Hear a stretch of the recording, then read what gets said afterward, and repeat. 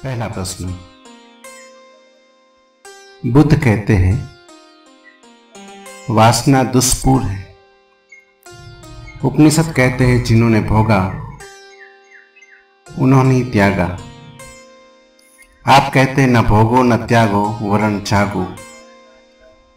कृपया इन तीनों का अंतर संबंध स्पष्ट करें। अंतर संबंध बिल्कुल स्पष्ट है।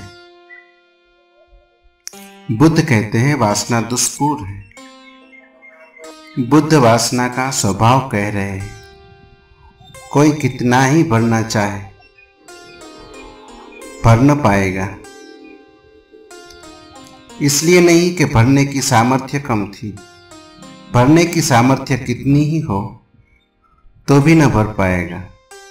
ऐसे ही जैसे पेंदी टूटे हुए बर्तन में कोई पानी भरता हो, इससे कोई सामर्थ्य का सवाल नहीं है। पेंदी ही नहीं है तो बर्तन दुष्पूर है। ना सामर्थ्य का सवाल है, ना सुविधा का, ना संपन्नता का।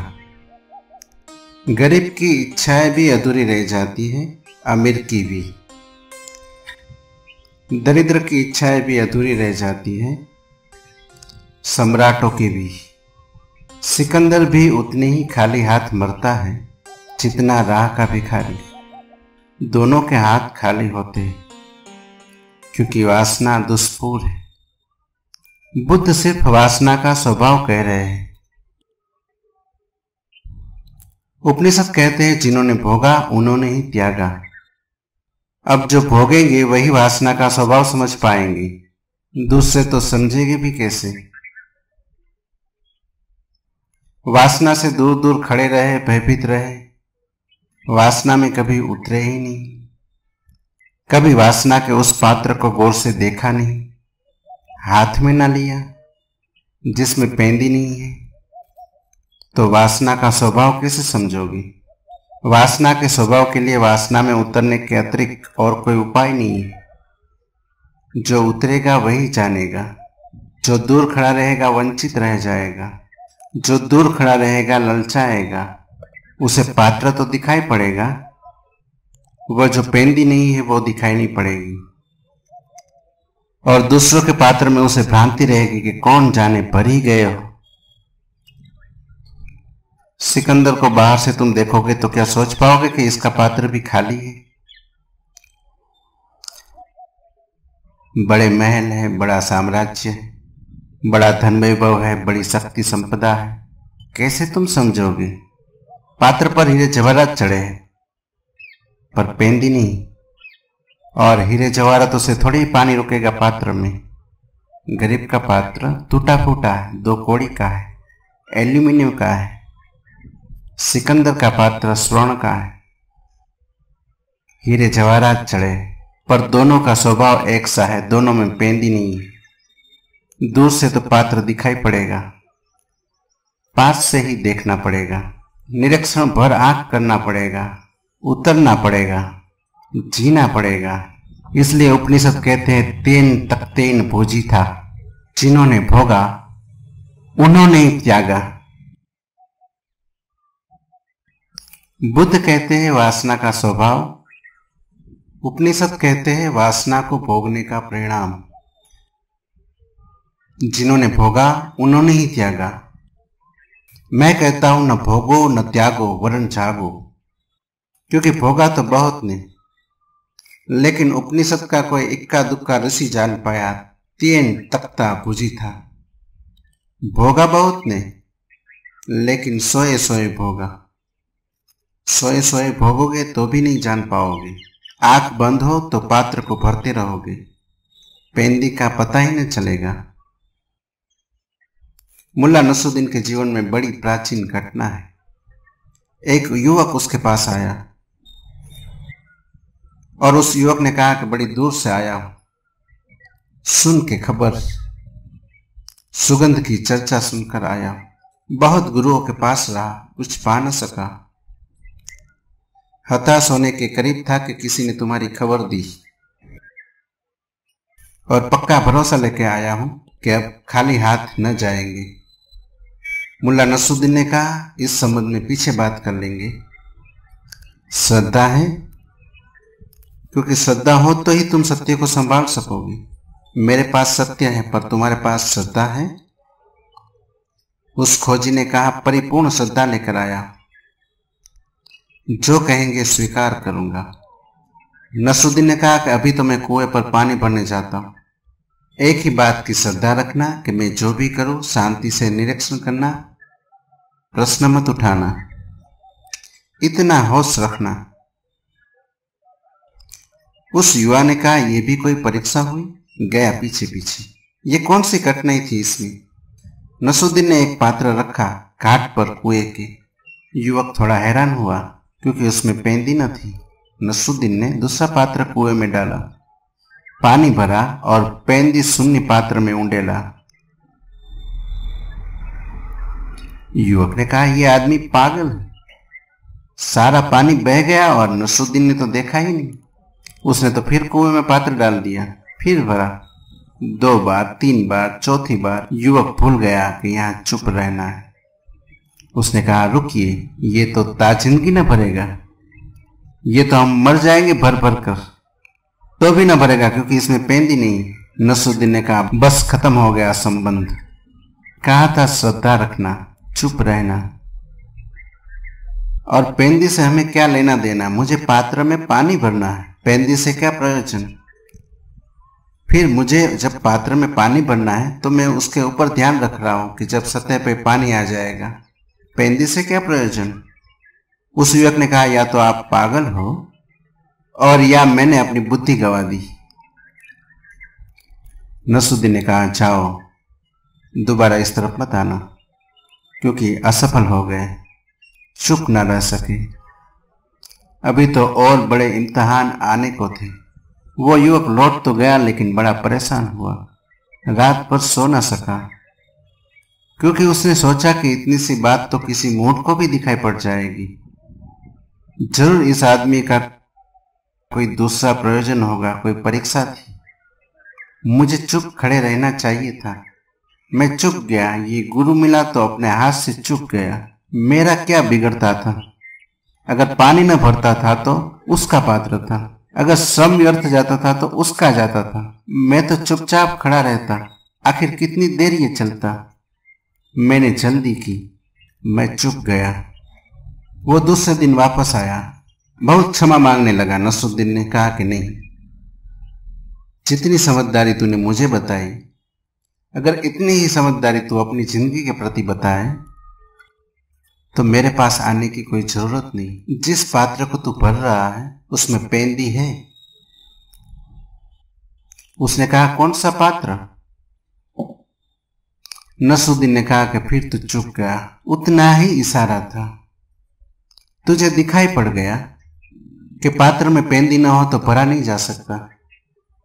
तूने इतने दिन से वासनाएं भरी, कामनाएं भरी, अब तक नहीं भर पाई। कहीं ऐसा तो नहीं कि उसमें पेंदी नहीं। लेकिन फुर्सत कहाँ है हमें? कौन चिंता करता है पेंदी की?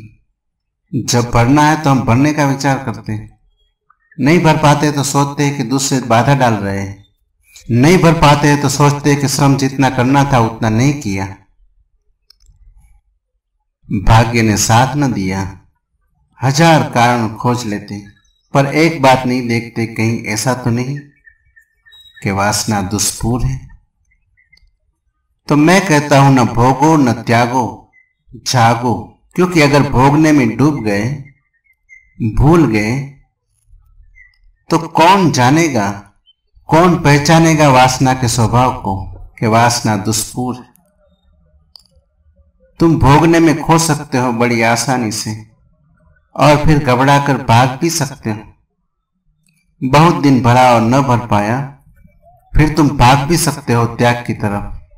लेकिन मूर्छित भोग, मूर्छित त्याग समान धर्मा है, उनमें कुछ भी भेद नहीं। मंदिर में बैठो कि मकान में, दुकान में बैठो कि हिमालय पर, कुछ अंतर नहीं है। अगर तुम मूर्छित हो तो तुम वही हो। अंतर तो केवल एक है, क्रांति तो केवल एक है, मूर्छा से जागरण की। इसलिए बुद्ध कहते हैं वासना का स्वभाव, उपनिषद कहते हैं वासना का अनुभव, और मैं तुम्हें दे रहा हूं सूत्र वासना को अनुभव करने का। ये तीनों जुड़े हैं, इनमें से तुम एक भी चूके तो भूल हो जाएगी। अगर तुमने इन तीनों में से एक भी सूत्र का विस्मरण किया तो भटक जाओगे।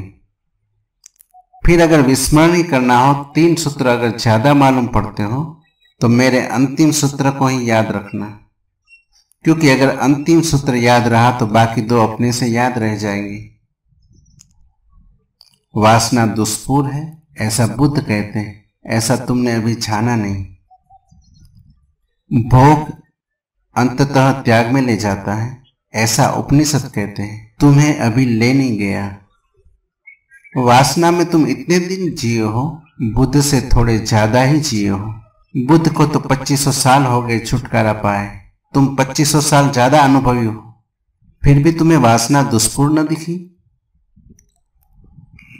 उपनिषद को तो लिखे 5000 साल हो गए।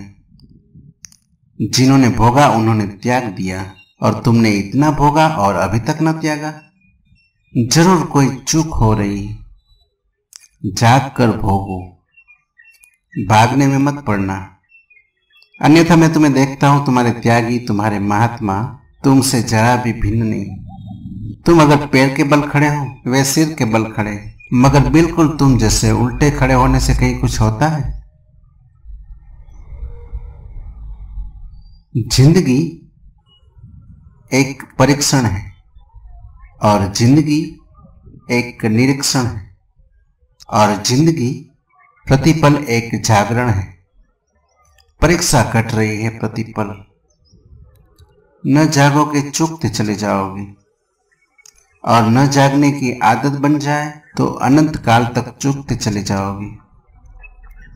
और बहुत से रास्ते में स्थान मिलेंगे जहां लगेगा कि मिल गई मंजिल, और बहुत बार विश्राम करने का मन हो जाएगा। लेकिन जब तक परमात्मा ही न मिल जाए, या जिसको बुद्ध निर्वाण कहते हैं, वही न मिल जाए, तब तक रुकना मत। ठहर भले जाना, लेकिन ध्यान रखना कि कहीं घर मत बना लेना। ताब मंजिल, रास्ते में मंजिलें थी सैकड़ों, हर कदम पर एक मंजिल थी मगर मंजिल न थी। ताब मंजिल, उस सत्य की यात्रा के मार्ग पर।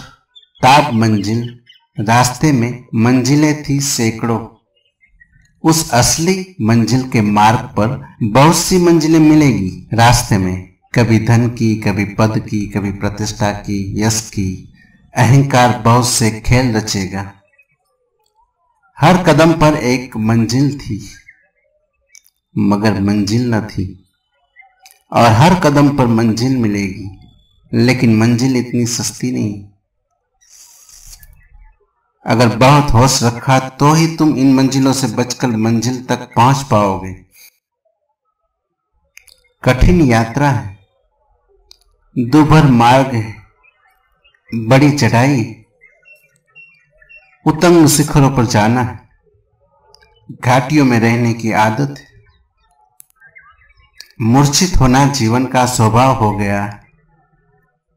होश कितना ही साधो, सदता नहीं। बेहोशी इतनी प्राचीन हो गई है कि तुम होश का भी सपना देखने लगते हो बेहोशी में। जैसे कोई रात नींद में सपना देखे कि जाग गया हूं। सपना देखता है कि जाग गया, मगर ये जागना भी सपने में ही देखता है। ऐसे ही बहुत बार तुम्हें लगेगा कि होश आ गया, लेकिन होश रखना। ताब मंजिल, रास्ते में मंजिलें थी सैकड़ों, हर कदम पर एक मंजिल थी मगर मंजिल न थी। कैसे पहचानोगे कि मंजिल आ गई? कैसे पहचानोगे कि ये मंजिल मंजिल नहीं है?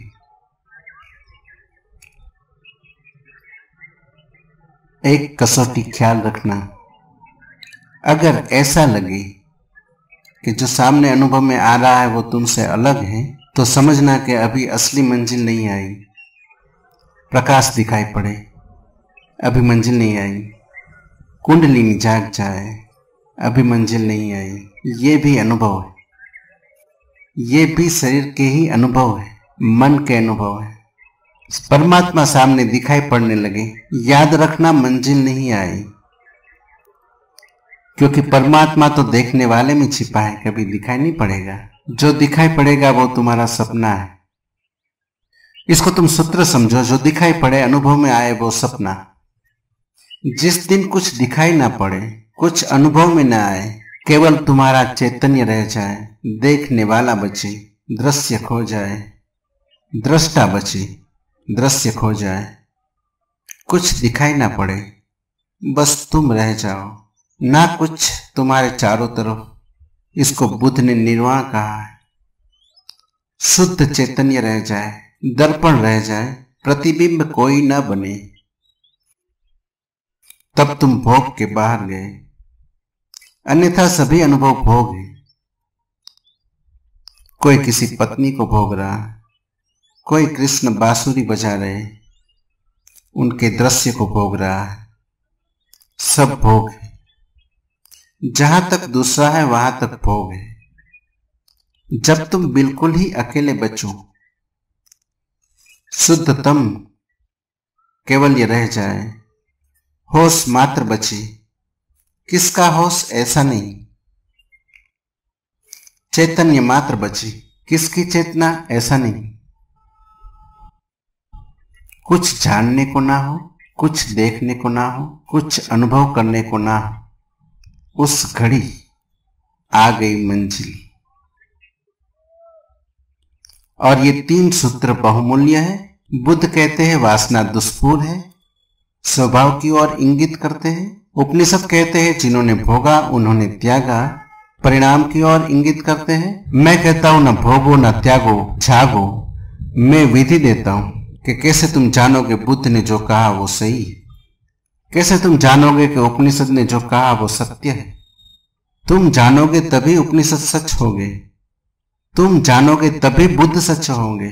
तुम्हारे जानने के अतिरिक्त न तो बुद्ध सच है न उपनिषद सच है। तुम्हारा बोध ही प्रमाण होगा बुद्ध की सच्चाई का। इसलिए बुद्ध ने कहा है, किसी ने पूछा कि हम कैसे तुम्हारा सम्मान करें, हम कैसे कृतज्ञता ज्ञापन करें। इतना दिया है। बुद्ध ने कहा है, मैंने जो कहा है तुम उसके प्रमाण हो जाओ, मैंने जो कहा है तुम उसके गवाह हो जाओ, बस मेरा सम्मान हो गया और कुछ धन्यवाद की जरूरत नहीं। जिस दिन भी तुम बुद्ध के गवाह हो जाओगे, जिस दिन तुम प्रमाण हो जाओ कि उपनिषद जो कहते हैं वो सही है, उसी दिन तुमने उपनिषद को जाना, उसी दिन तुमने बुद्ध को पहचाना। फर्क बहुत ज्यादा नहीं है बुद्ध में और तुम में, उपनिषद और तुम में फर्क बहुत ज्यादा नहीं है। ऐसे बहुत ज्यादा मालूम होता है, ऐसे जरा भी ज्यादा नहीं। फर्क बड़ा थोड़ा है। तुम सोए हो, बुद्ध जागे। तुम आंख बंद किए हो, बुद्ध ने आंखें खोल ली।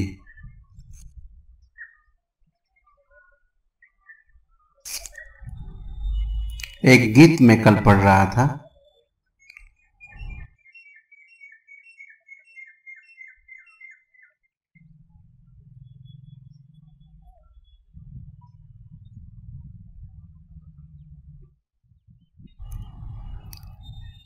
लो हम बताएं गुंचा और गुल में है फर्क क्या, कली और फूल में फर्क क्या है। लो हम बताएं गुंचा और गुल में है फर्क क्या, एक बात है कही हुई, एक बेकही हुई। बस इतना ही फर्क है, एक बात है कही हुई, एक बेकही हुई। बुद्ध फूल है, तुम कली हो। उपनिषद खिल गए, तुम खिलने को। जरा सा फर्क है, ऐसे बहुत बड़ा फर्क भी है, क्योंकि उतने ही फर्क से सारा जीवन रूपांतरित हो जाता है। कली बस कली है, सिकुड़ी और बंद मुरझा भी सकती है। जरूरी नहीं है कि फूल बने, बन भी सकती है, चुक भी सकती है। और कली में कोई गंध थोड़ी है। गंध तो तभी आती है फूल में जब खिलता है। जब गंध बिखरती है, हवाएं ले जाती है उसके संदेश को दूर दूर। अभी तुम बंद कली हो, गंध को संभाले हो अभी, और जब तक बटेगी ना गंध तब तक तुम आनंदित ना हो सकोगे।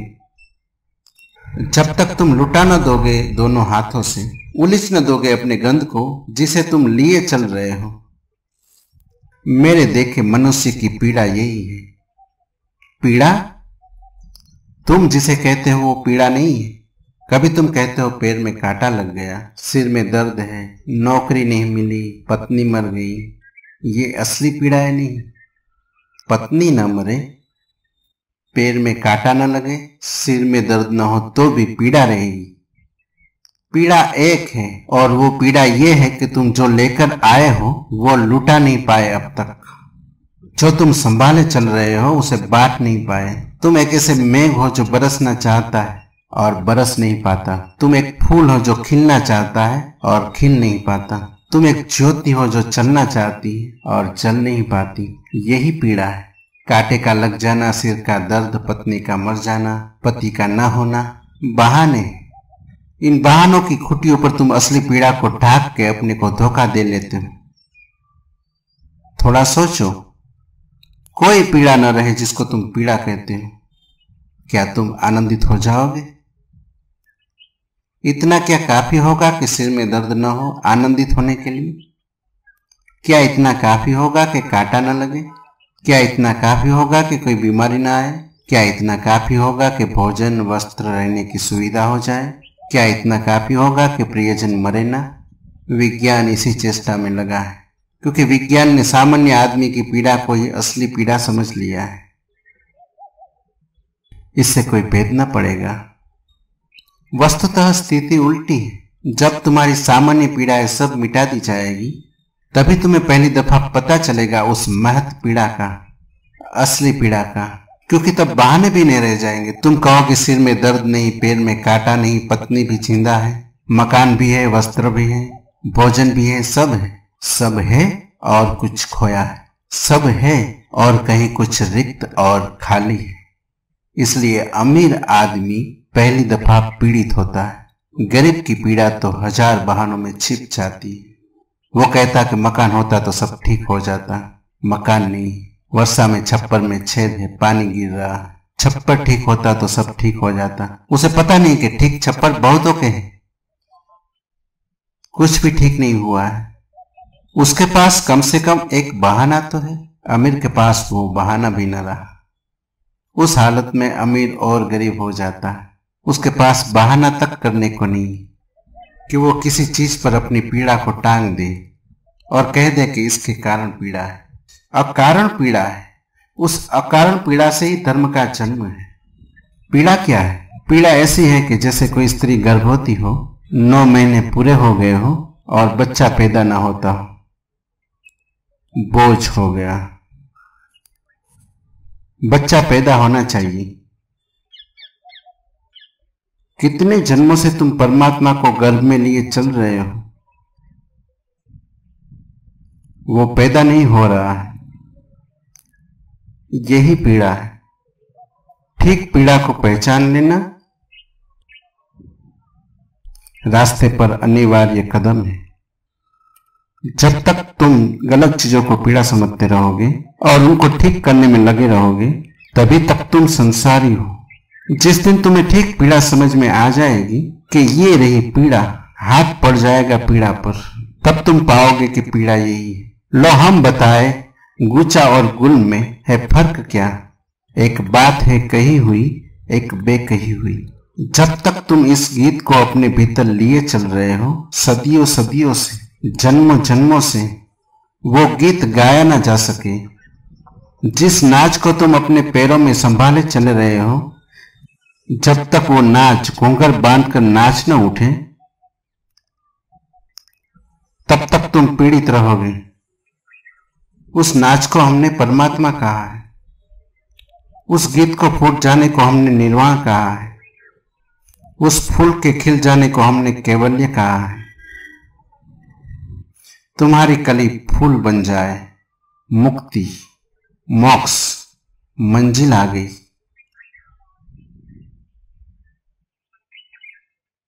दूसरा प्रश्न, बुद्ध विचार विश्लेषण और बुद्धि को अपने धर्म का प्रारंभ बिंदु बनाते हैं तथा श्रद्धा आस्था और विश्वास की मांग नहीं करते, फिर दीक्षा क्यों देते, शिष्य क्यों बनाते, बुद्ध धर्म और संघ के शरणागत से साधना की शुरुआत क्यों करवाते।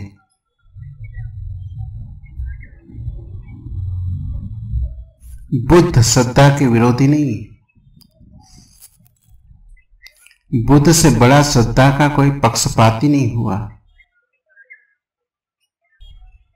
लेकिन बुद्ध श्रद्धा को थोपते नहीं, जन्माते हैं।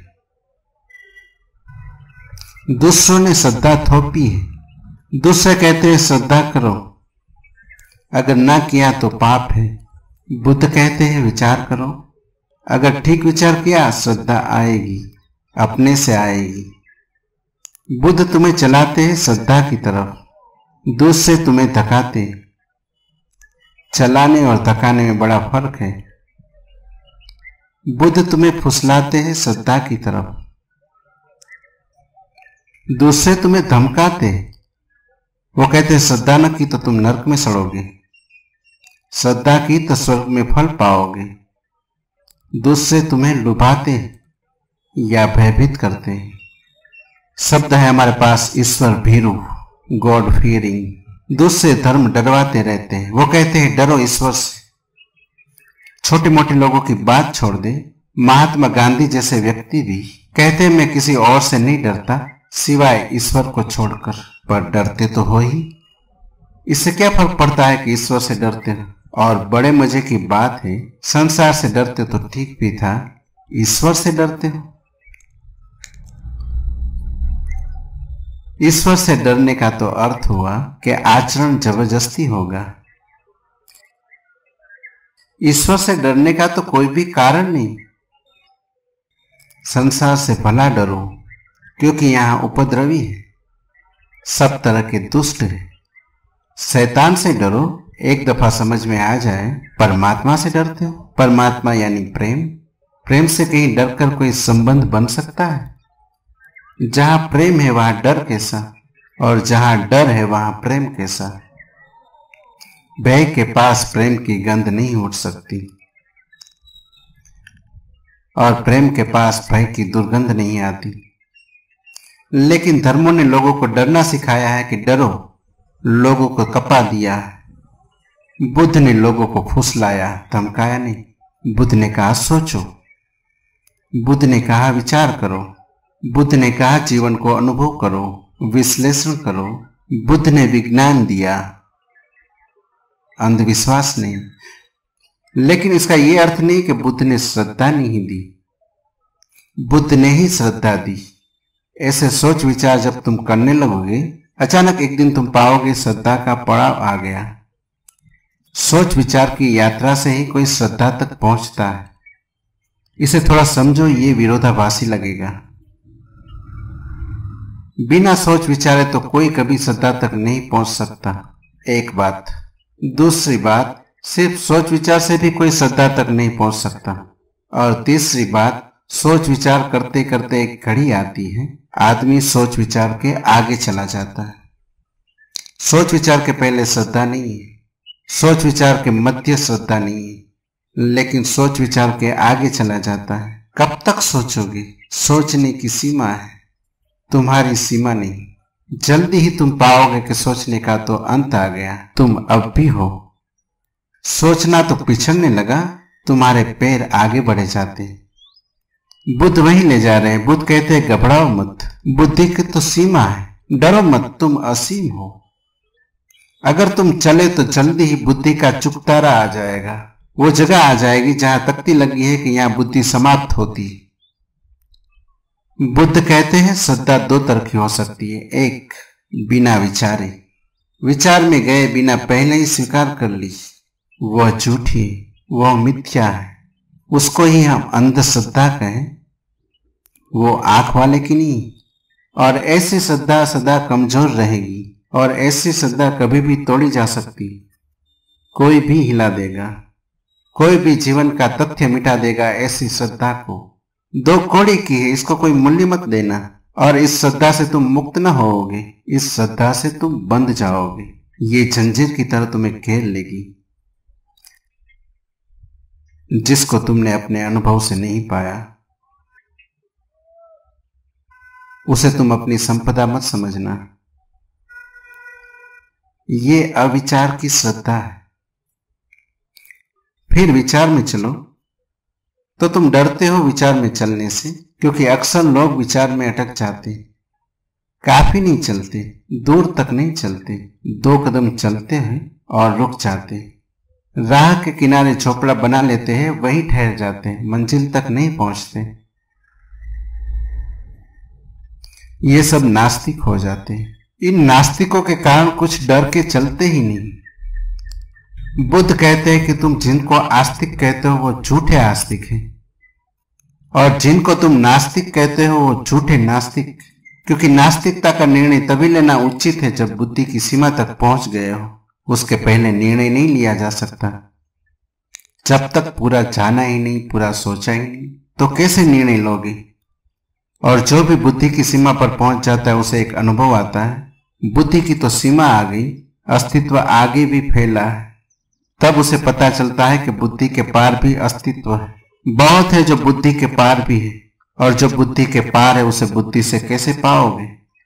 सुनो, तेरी मंजिल पे पहुंचना कोई आसान न था।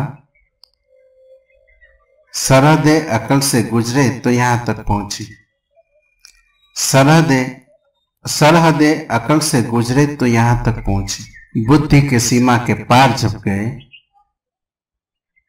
तब तुझ तक पहुंची, परमात्मा तक पहुंची। तेरी मंजिल पे पहुंचना कोई आसान न था। जो चले ही नहीं और जिन्होंने श्रद्धा कर ली वे तो कभी नहीं पहुंचे। उनका ईश्वर तो बस मान्यता का खिलौना है।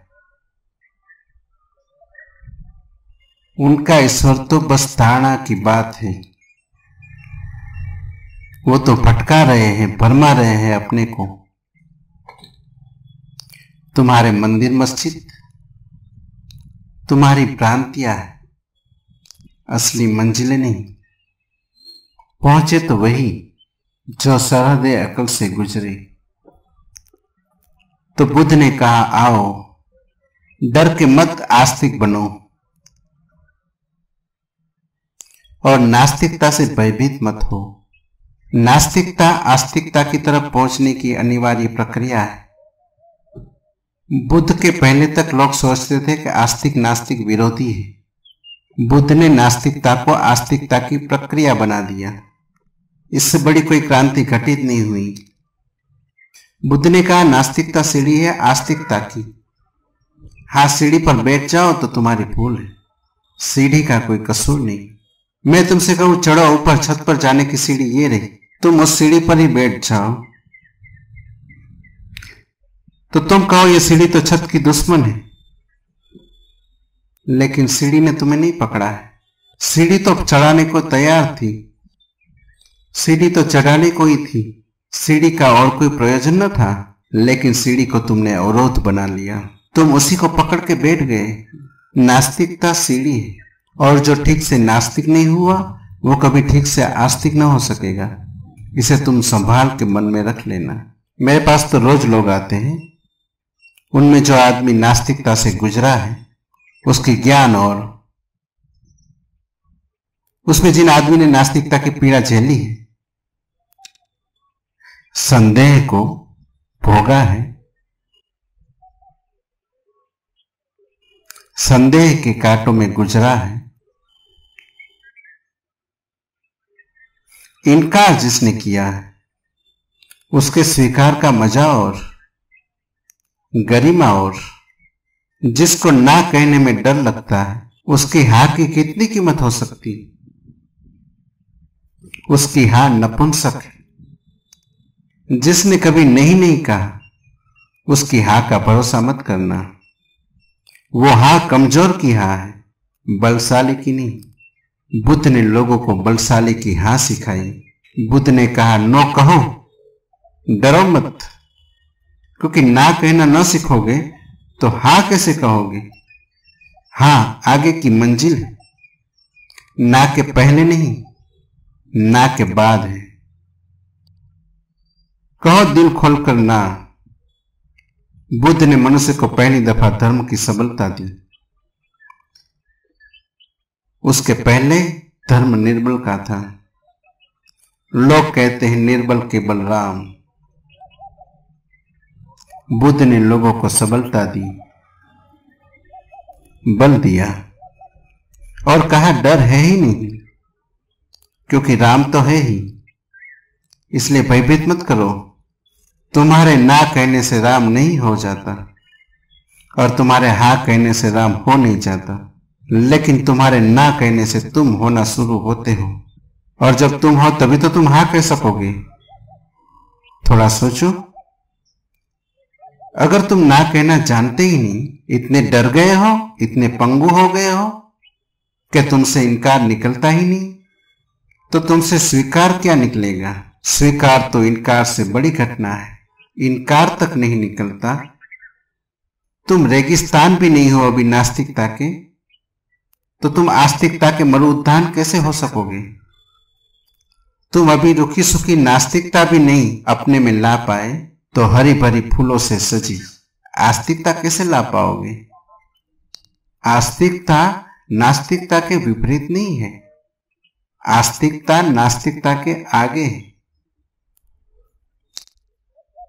आस्तिकता मंजिल है, नास्तिकता साधन है।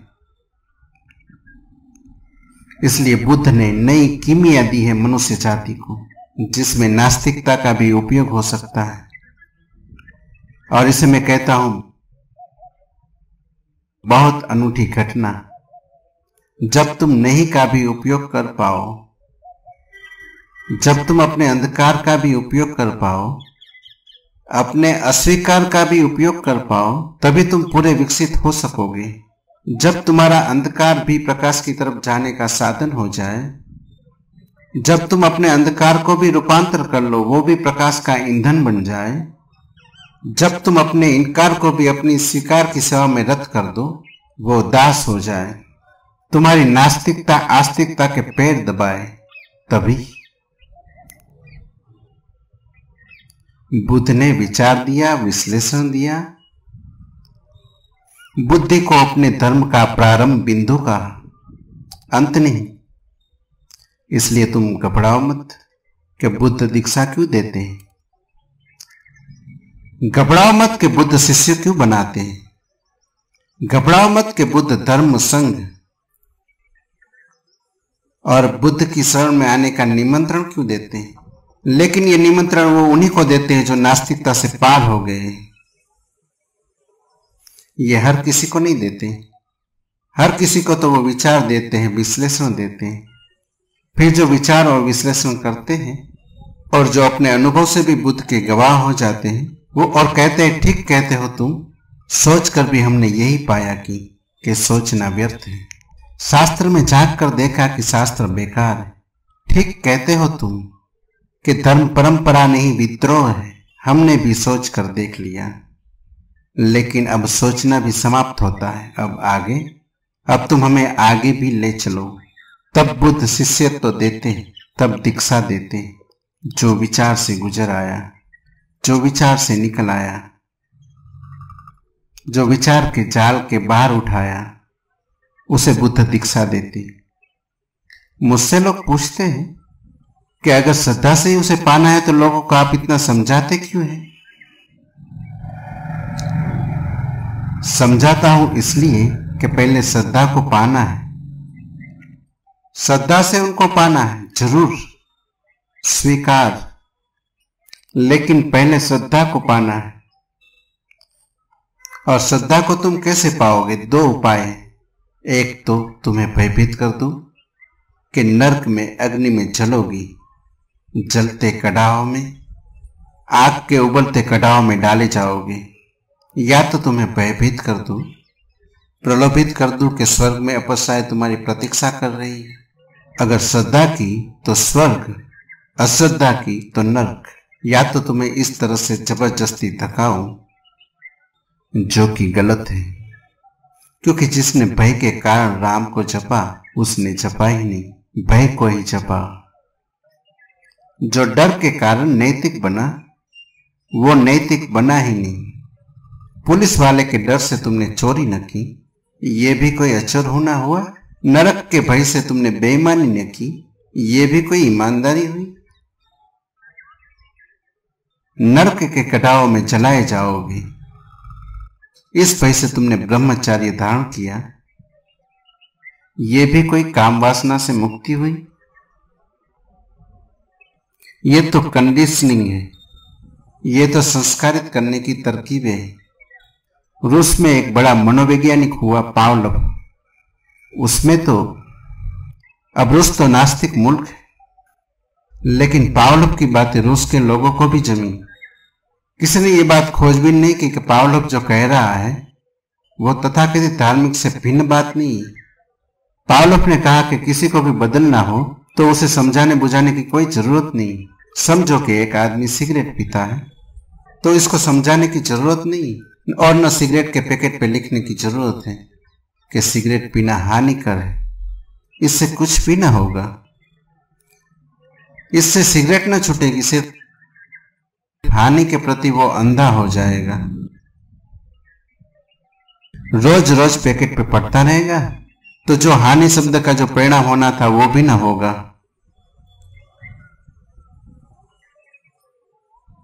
अगर इसको बदलना है तो पावलोव ने कहा कि ये जब सिगरेट पिए इसको बिजली का शॉक दो। शॉक इतना तेजी से लगे, जो सिगरेट के पीने में जो रस आता है उससे ज्यादा पीड़ा शॉक की हो। रस कुछ आता भी नहीं, सिर्फ धुआं बाहर भीतर ले जाने में रस आ भी कैसे सकता है? भ्रांति है। असली बिजली का शॉक भ्रांति को तोड़ देगा। और ऐसा रोज करते रहो 1-2 सप्ताह तक, और तब ये आदमी हाथ में सिगरेट उठाएगा और हाथ कपने लगेगा, क्योंकि जैसे ही भीतर सिगरेट की याद आएगी, याद शौक की भी आएगी। कंडीशनिंग हो गई। अब इसकी सिगरेट हाथ से छूट जाएगी। समझाने की जरूरत नहीं है कि सिगरेट बुरी है। कितने दिन से समझा रहे हैं लोग, कोई नहीं सुनता। लेकिन पावलोव ने जो कहा यह बहुत भिन्न नहीं है। यही तो पुराने धर्मगुरु करते रहे। बचपन से ही समझाया जाए कि नरक में कड़ा जल रहा है, मंदिरों में चित्र लटकाए जाए, लपटों का विवरण किया जाए, कड़ाओं में फेंक कर जलाए जाओगे, सड़ाए जाओगे, कीड़े मकोड़े छेद करेंगे तुम्हारे शरीर में, और भागोगे, दौड़ लगाओगे और मरोगे भी नहीं। सामने पानी होगा, कंठ प्यास से भरा होगा, पी न सकोगे, और अनंत काल में यातना झेलनी पड़ेगी। और पाप क्या है तुम्हारे छोटे मोटे की सिगरेट अगर पी। सिगरेट पीने के लिए इतना भारी उपाय? घबरा जाए आदमी। छोटे बचपन से अगर ये बात मन पर डाली जाए तो स्वभावतः भय पकड़ लेगा। ये सिगरेट ना पिएगा, लेकिन ये कोई चरित्र हुआ? तुमने चरित्र तो इसका नष्ट कर दिया सदा के लिए। चरित्र तो बल पर खड़ा होता है।